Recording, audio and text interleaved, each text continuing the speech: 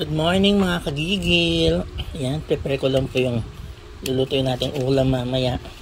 Nagigisa po akong ampalaya, ano.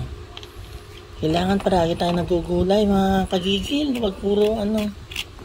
O kaya kung kakain man kayo ng baboy, at least, pwede siguro twice a week. Pero dapat may kapares na gulay. At least balance, di ba? Tanggalin lang po natin yung ano ng ampalaya, yan na, ganyan. Yan. Tapos, hihiwain natin siya ng maliliit. No? Ipakita ko muna. Sabay, alam nyo naman na yan. Hihiwain na naman. Malinipis pala, hindi malilitan. Maninipis lang ang hiwa.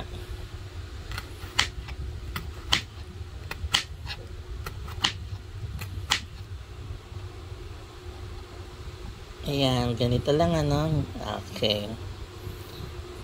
Tuloy-tuloy lang natin. Tapos, yung mga hiniwa nating maninipis na ampalaya, ilalagay natin dito sa tubig na may asin. Ibababad natin siya sa tubig na may asin para matanggal ang pait. Habang nakababad siya, nilalamukos natin, no? Para umano yung asin tumalab. Okay? Okay. Good morning mga kagigil. Start na po tayo. Mag-isa muna tayo ng bawang, ano? Sibuyas.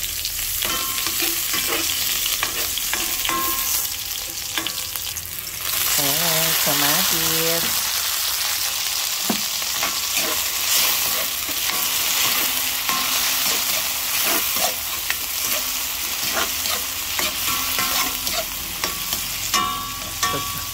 Again, lutuing maigi ang kamatis, ano, para lumabas ang lasa niya sa ating dish.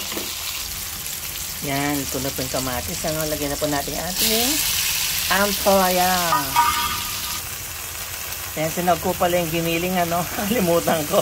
Kita mo natin yung giniling. Yan, luto na po natin, ano.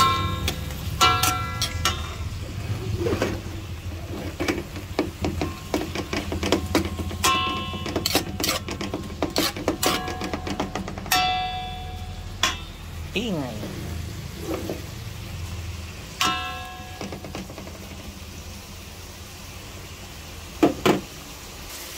Maglagay po tayo ng konting tubig noon na pakuluan para mapalambot natin yung ating ampalaya. Okay? Simmer po yan siguro mga 10 minutes.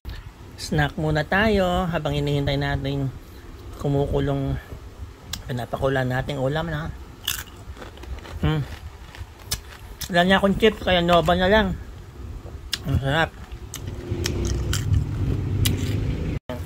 Pag malambot na po yung ating ampalaya, lagay na natin itong ating pinating itlog, ano.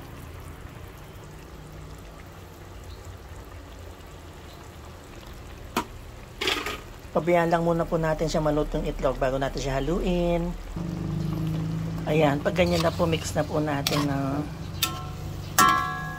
yan. Medyo may tubig pa, no? Kailan simmer pa yan para mawala na yung tubig niyan. Sabaw niya. Okay din naman kung may sabaw. Ayan. Tikman na po natin, ano? Ayan, oh.